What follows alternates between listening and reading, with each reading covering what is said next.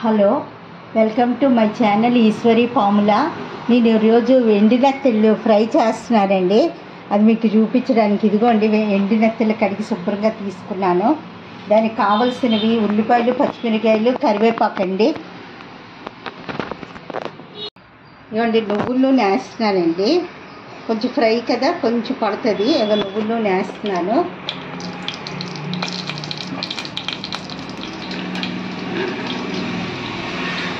వేసకండి ఉల్లిపాయలు,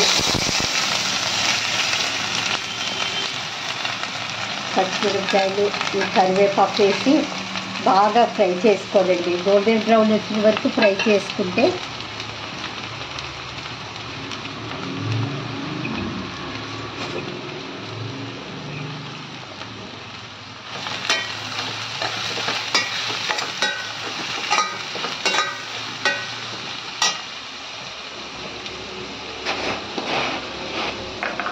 ఈ ఉల్లిపాయలలో కొంచెం సాల్ట్ వేస్తారండి.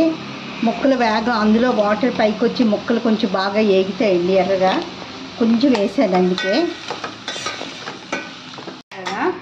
ఇప్పుడేమో నెత్తళ్ళు వేస్తున్నానండి.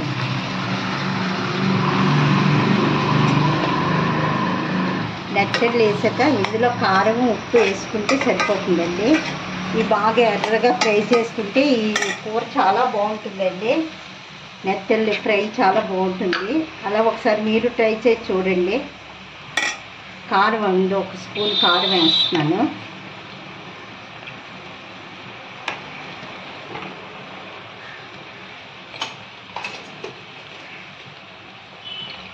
ఉప్పు కొంచెం వేస్తున్నాను.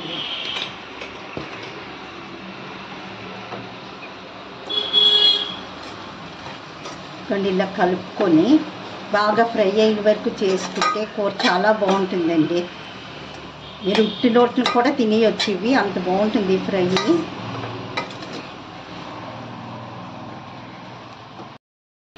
ఇదిగోండి ఇలా ఫ్రై చేస్తే ఇలా గుంటదికి చాలా బాగుంటుందండి. అన్నంలో కలుపుకొని తింటే చాలా బాగుంటుంది.